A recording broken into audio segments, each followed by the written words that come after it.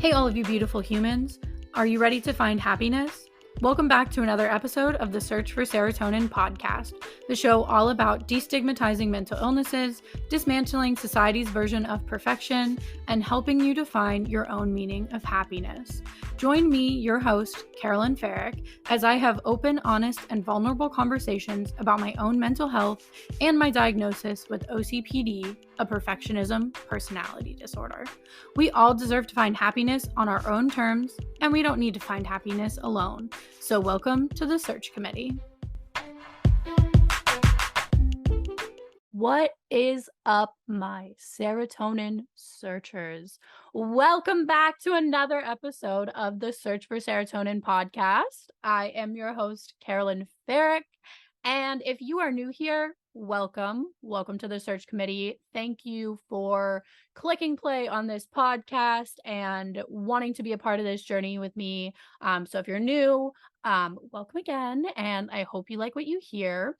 For all the returning listeners, hello, welcome back. I love you all so much.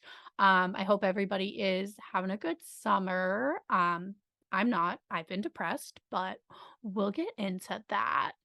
But before we get into that, the biggest thing that I need to announce is it is officially season 2 of the Search for Serotonin podcast. So what that means is the podcast is getting a complete makeover. New podcast cover art, new segments, new topics, new format, all of it. If you were here for season 1, you knew that we did a lot of guest interviews. It was a mix of like guest interviews, and in the early episodes of the podcast, it was more research based and information based.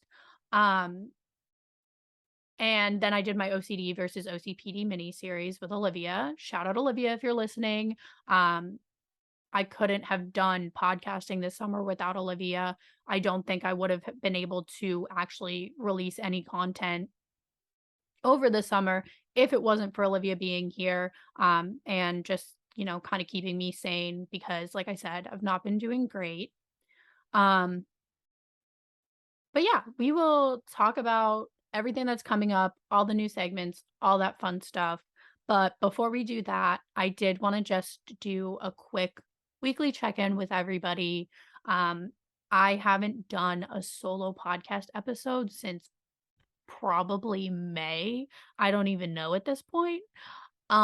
So yeah, I just wanted to update you guys on my life, where I'm at, and just take a little moment of reflection. And if you guys follow the podcast on Instagram, then you guys would know that I actually have been dealing with COVID the past couple days. I have already gotten COVID once. It was back in January. It was literally like 2 weeks after I got the second booster shot. So the COVID I got in January actually wasn't bad at all. I was sick for maybe like 1 day where it was like really bad. I had a fever, I had body aches, I couldn't get out of bed. But this time I got COVID a couple days ago, like I said, and oh my God, it was miserable. I would wake up in the morning. I literally maybe had an hour or two before I felt like I was going to pass out or I was going to throw up, or like my whole body was being crushed by a ton of bricks. My throat was swollen shut. So if my voice sounds like shit, that's literally why. I've been trying to drink as much tea as possible to help my throat. Been eating a lot of pasta, soups, noodle-based dishes, that kind of stuff. But honestly, like the first 2 days of COVID, I didn't really eat that much just because the thought of doing anything but laying in bed in the dark made me want to cry. Yeah, so not fully recovered, but I took definitely this whole week to just kind of hibernate and just kind of do a lot of reflection, because the first half of the week my boyfriend Corbin actually had COVID, so I was taking care of him. And then on his 4th day, he started feeling a lot better.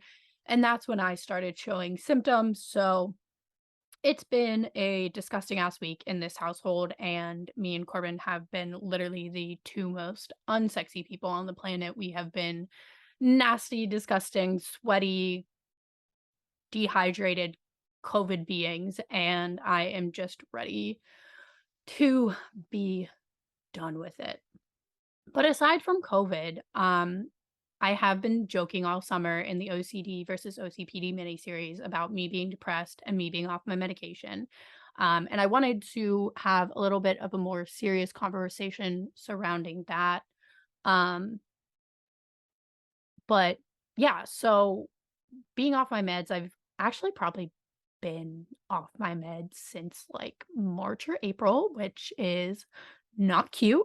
Um, I have tried to get back on them, but I have failed because my hardest thing with medication is it's always such a struggle for me to get adjusted to it. So for me, it always gets so much worse before it gets better. So like I will start taking my medicine again, and for 2 weeks my hands will be shaky. I'll get increased anxiety. I can't sleep, all of the like bad stuff that you want to take the medicine to get rid of is like heightened during the first couple weeks of the readjustment period. Um, and so that's why when I get off my medication, it's always so hard for me to get back on. And I actually was thinking about this, the whole timeline of me being on medication and me getting off medication, thinking back to when I started the podcast. I started this podcast because I was doing great mentally. I was in a good mental space. Yes, I had broken my ankle a couple months prior and hadn't left the house. Um, and I was, dealing with all of that. But medicine wise, self wise, like activity wise, I was really, keeping myself focused and I was like working towards something, whether it was I was working towards the podcast or working towards, doing things for my website, or whether it was just personal activities like reading and journaling. Like I was doing all of that and I felt like I was okay. So I was like, okay, let me start the podcast, And I feel like when I started doing the podcast, even though I was great mentally, um, what happened was I felt it was kind of hard to think of things to talk about relating to mental health that people would relate to because I wasn't going through them at the time. So instead of continuing to put myself first, I kind of like leaned into the unhealthy habits of, well, if I don't take my medication, then maybe I can get some like, you know, I'll get anxious over something and I'll have something to talk about. And then, obviously that wasn't a good plan at all. That was fucking stupid of me. But I did it because I was like, "You know what? I think this might help." And when I'm off my medication and when I'm depressed, I'm not thinking clearly. And so I just really leaned into that feeling of not being myself and leaning back into all of those old bad habits and making it easier for myself to kind of mask my depression and anxiety, which helps no one because I wanted to start this podcast to just talk about how I genuinely was doing every week.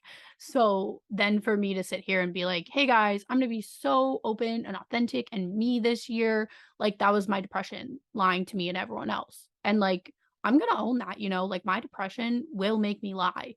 And it's not because like, oh, I love lying. I love like being an evil person.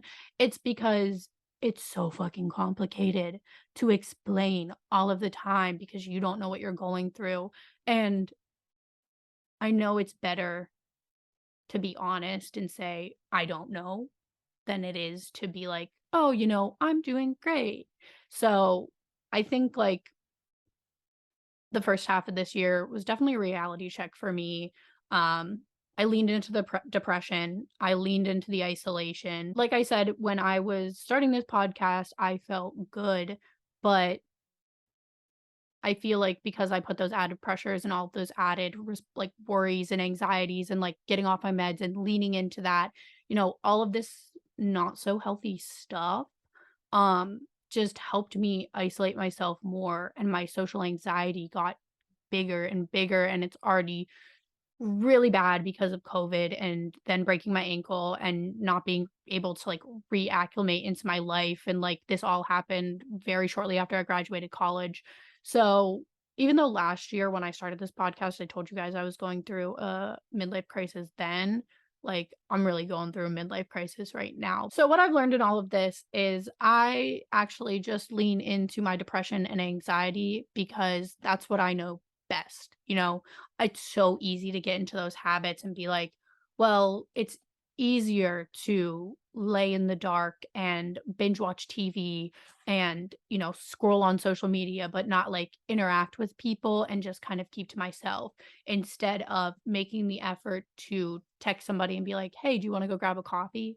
Or instead of getting outside and going on a walk or, picking up a book and reading just one chapter, one page, even like I let all of that go, and I forgot to focus on me in all of this, and that was the whole point is because I wanted to, use this time to make myself feel good again, and I just really, really, really wanted to feel alive again, but I let the voices in my head, the anxieties, the intrusive thoughts, I let all of that shit take over, and I was trying so hard to feel just safe and protected, like the world couldn't get me, and I just in that whole time, it was just easier to, you know, be sad and be depressed and be all of those normal things and be like, why is it always me?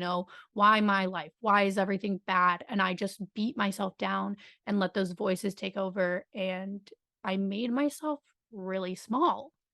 And so this past couple month, I've really been trying to, really take a hard look at everything in my life. Um, and so even though I said I wasn't gonna put pressure on the first half of the year, I think that lack of organization or lack of direction, let's say, I think that really wasn't a good plan for me with my depression, especially because it didn't give me anything to look forward to or work towards. I had all these ideas of things that I thought would happen, by March of the year that didn't. And by putting pressure on, when is it going to happen? When is it going to be my turn? Instead of just taking it, hey, let's break this down. What's one small thing that we can work towards today that we can achieve right now to help us get to the overall goal? And so I've been working with my therapist. I've been really trying to journal in on what I want to do for the second half of the year, get really clear on my goals, get really clear on the life I want to create and the person I want to be, because I don't want to let my depression win anymore. I want to have a personality again. I want to feel larger than life. And we will touch on this a little bit more in our first segment, which is coming up. So let's get into that. Welcome to our first segment of the week, which is Therapy Think. This segment is all about destigmatizing mental health through therapy. During this segment, I will give you a sneak peek inside of my weekly therapy sessions and share what I took away from therapy this week.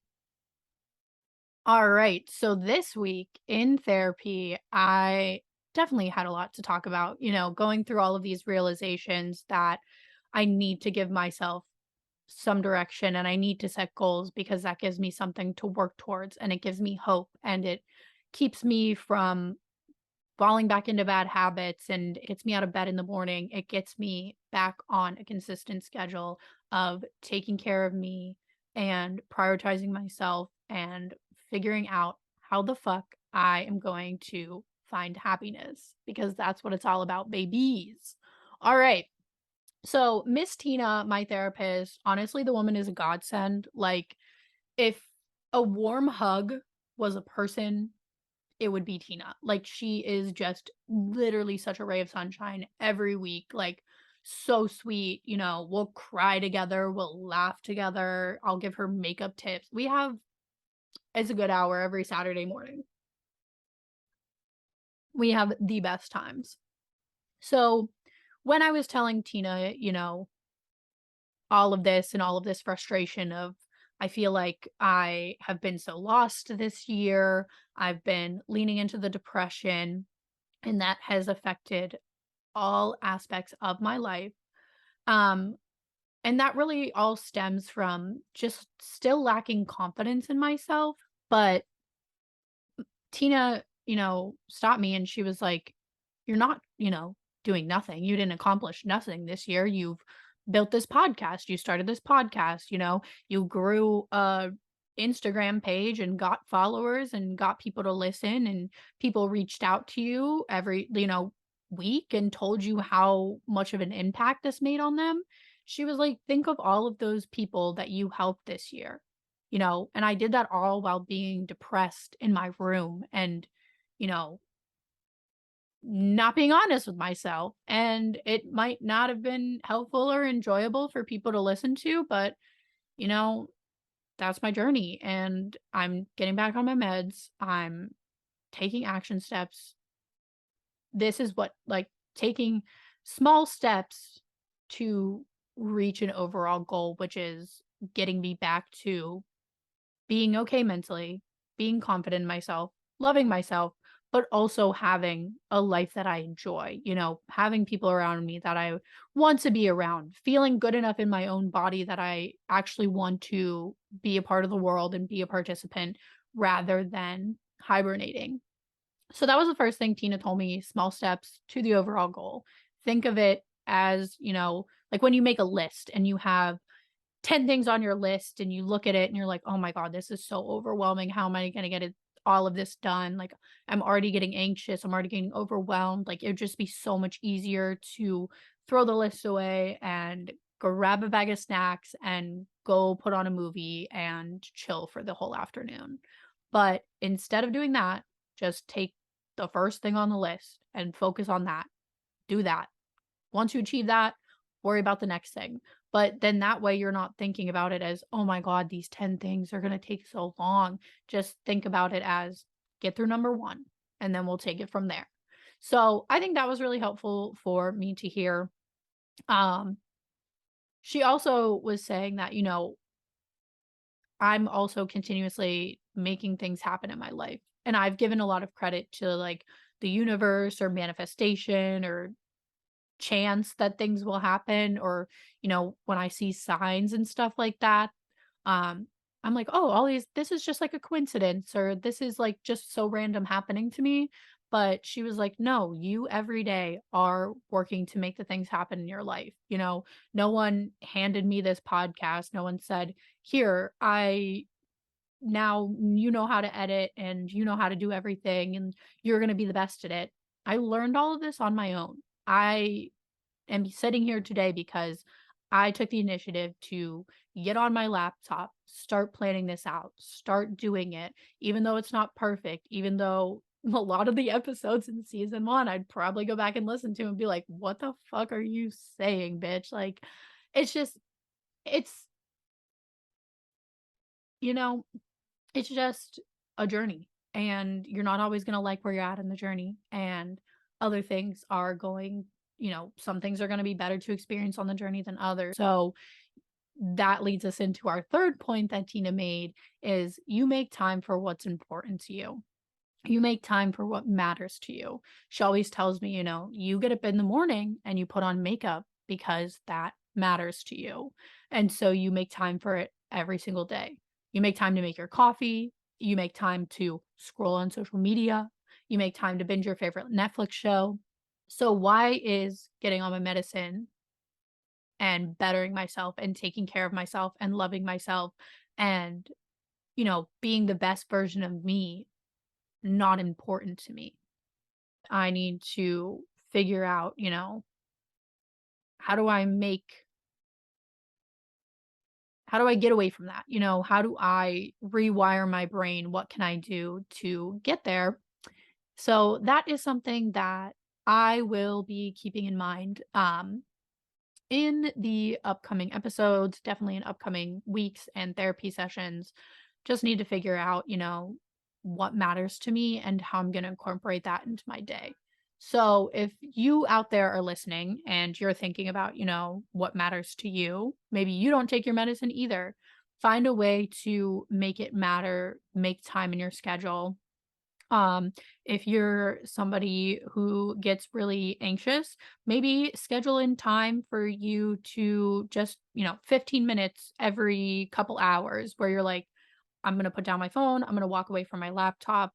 Maybe I'm just going to step outside and take a couple deep breaths, close my eyes, and just exist for like a couple minutes away from technology, away from everything.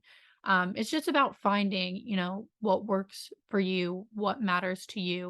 And that's our therapy think moments for the week. So just remember small steps to an overall goal. You are making things happen. These things are happening to you because you are making them happen.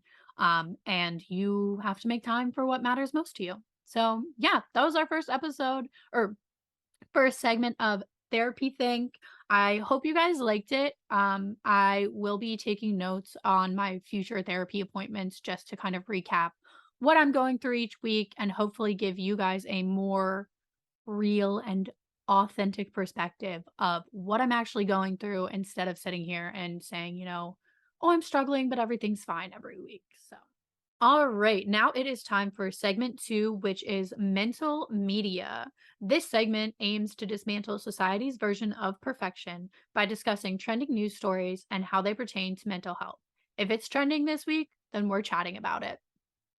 All right, so this week for mental media, I wanted to start the first segment of mental media out with something that is very important and, you know, very exciting to see as somebody who struggles with mental health that there are now more resources available, and they are making it easier for people to access mental health care in times of crisis. So I am talking about the new suicide and crisis lifeline, which is now 988. So instead of the longer 1-800 number that it used to be, now you can dial 988 if you are having suicidal thoughts, having suicidal ideations, you're in crisis, you need someone to talk to, you have nowhere else to turn. Instead of calling 911, now you can dial 988. And I think this is such an important resource as someone who has personally attempted suicide in the past. I never felt like that I deserved the help. And if you guys are longtime listeners of the podcast, I've always said I didn't feel like I qualified to have mental health issues. And that also, led to the thought process that I didn't qualify or I didn't deserve to get the help that I needed. And so I was always afraid to call the hotline because I was like, oh, there's someone out there going through worse things. I shouldn't hold up the hotline for my stupid issues when there's someone else who has it worse than me. And being in that mindset is just so terrible because you can't do it alone. And that's why I always am like, I need to stay on my medicine because I can't do it alone. And there's no shame in that. I don't need to feel any less than because I need to take a medication in the morning, or I need to ask for help, or I'm having a low moment. Let me call this crisis line. You don't need to do it alone. And in those moments when it is so overwhelming, you feel like, I don't deserve help. I don't deserve love. I don't deserve a chance at a happy life. That's just, the thoughts inside your head taking over. But now that there is this 3-digit number, so simple to remember, I just hope that you guys, if you are struggling or know someone who's struggling, deserve or take advantage of this because we all deserve help. We all deserve a chance at happiness and living the life that we absolutely want to. So please use this resource. I did do some research about it because I wanted to see how it was being portrayed in the media, because this is mental media. So we got to see what all the different news sources are saying. So I saw an article on NBC and it was from June and it was talking about how the hotline would launch in July. And the title of the article was, "How are we going to pay for this?" And so that already pissed me off because I'm like, wait, what? I was like, we're focusing on the financial issue when I think we should be focusing on the fact that we're expanding mental health resources. Um, and so I was like, obviously, I have to read past the headline. Headline never tells the full story, it's just clickbait. And so before getting angry and getting pissed off about the article, I actually just took the time to read it. And the point of this article was not to say, "Oh, how are we gonna pay for this? Like, this is an unnecessary expense." They were saying that even though they have received a lot of federal funding for these resources and these hotlines and these crisis centers, um, a lot of states don't have a lot of, like, local funding. Um, so they can't staff those call centers properly. So they're saying that this resource is going to have such high demand, but they don't have the funds to hire people to staff these centers. So that was an interesting article. I will link that in the show notes so everyone can check that out for themselves because when I'm paraphrasing these articles, I might be interpreting them completely different than how you would. So I just want to link to those so everybody can do their own research. The next article I looked at was an article for NPR, and they said that I always need to look this up, guys. Oh my god. It's, the big acronym, SAMHSA? I don't know how you say the acronym, but, it's the Substance Abuse and Mental Health Services Administration, SAMHSA. I probably just embarrassed the shit out of myself for saying it like that. But they put out a statement saying, over time, the vision for 988 is to have additional crises services available in communities across the country, very similar to the way like emergency medical services work. So, like emergent care, you drive down the street to emergent care, you can be seen immediately and they take a copay and then you're good to go. Like, they would offer those with mental health services. Like, could you imagine just going to, like, an urgent care and being like, "Hey, I need to see a therapist," or "I need to see a crisis counselor," or something like that, and just having that ability instead of, sitting alone in your bedroom and feeling like, "Oh, I can call this hotline, but that's not what I need right now. I need someone to be there physically." Um, I think that expansion of putting in those resources would be awesome, huge, amazing, but it is just like, the funds, how are they going to get the funding? And once they can start putting that into action. But they also said, this is kind of a training wheels launch. It's not fully ready, fully staffed, fully figured out. So they just kind of were like, all right, we're launching 988 and we'll work out the kinks later. So just keep that in mind if you are going to be using this resource. Um, the third article I looked at was ABC, and it was just a video talking about how you can call or text the number so it's easier to access. Um, and this allows the potential to set up local crisis response systems. So those are some other things that they're considering as well. So like I said, I'm going to link all three of those articles in the show notes below so you guys can look at those, do your own research, get your own information from them.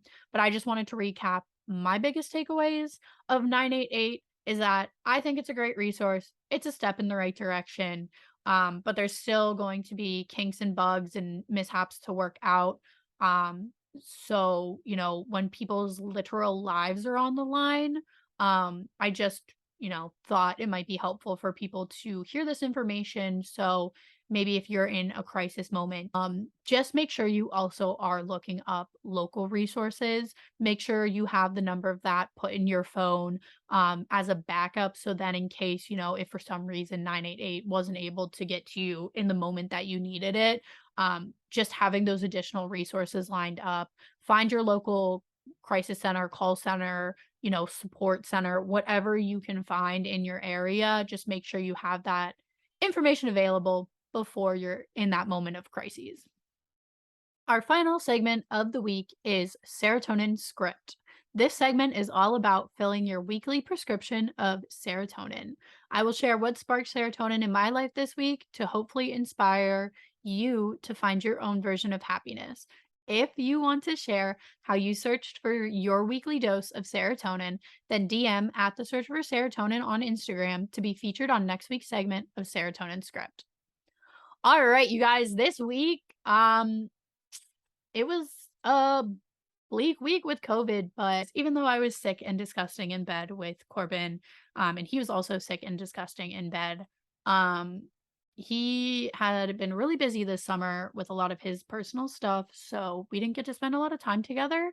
And it just worked out that this week of COVID, even though we were feeling miserable and we couldn't do anything, it was a really nice time for us to like reconnect in our relationship and just spend some quality time together. We got some Legos. I ordered us a little Lego project. So when we were sitting in bed and watching movies, we could do something a little different. Um, and I got back into like, my hobbies. He got back into his hobbies so we could still do our own thing, but just taking the time to just like, reconnect with each other, lay in bed, snuggle, talk, map out the rest of this year, talk about what we're going to do after we get out of COVID. We actually started golfing again recently, and we found some amazing clubs at a yard sale the other weekend for $25. So we just talked about how we can't wait to get out of COVID and get back outside and get back to golfing and just living our lives again. But the one thing, the Legos were great, the reconnection was great, the planning our rest of the year was great. But I think the best moment for me and the moment that made me the happiest was we were disgusting. I had a fever. I literally hadn't showered in 2 days. I smelled like BO. And he looked at me and he was like, "You just look really good today." And he was like, "I just needed to tell you." Like, and it's just like that little like moment where you're like, I know that I look disgusting and I feel gross and this is so like unsexy, but like that doesn't matter to this person because they love me so much that any state, any way that I am, my most vulnerable, my most exposed, my most helpless, like Corbin has seen me at that so many times. And he still never fails to make me feel special, make me feel beautiful, and remind me that I am the bomb.com. I'm the shit, like he gasses me up. And so even when my depression takes over, he is there to remind me that, he still loves me no matter what I look like, no matter what's going on with my mental health, I have him to count on for life. So I think that was, something that really made me smile, just have to be grateful for that. All right, serotonin searchers. Well, we covered a lot this episode. I'm hoping in future weeks these segments will be a little bit shorter, but I just wanted to catch up with all of you because we hadn't talked in so long and feel like life is just crazy. So I'm glad we got to finally get back to just me and you and have this little chat, catch up. All of the mental media links will be down in the show notes. So go check out that resource or research. If you guys are doing your own research on the topics that I'm talking about in mental media and you want to discuss them further with me, slide into my DMs. You can find the podcast on Instagram at the search for serotonin. I always love having conversations. I always love hearing from you guys. So feel free to reach out. And if you guys haven't already, please go rate and review this podcast on Apple Podcasts and Spotify. That would really help me out. It would really help the podcast out. I love reading your ratings and reviews because then it helps me, know what to focus on or how you guys are liking this segment. So if you loved one of the segments today, go write a review on Apple Podcasts. Tell me which segment was your favorite. Tell me what you want to see more of. Or if you think this episode might help somebody you know in your own life, go ahead and share this episode with them. And yeah, I am so happy to be back just one-on-one. I have hope and just so much aspiration for the rest of the year. So we'll take it as it comes. We'll see how it goes, but we will do it together. All right, search committee. I love you guys so much. And always remember, this world is better with you in it.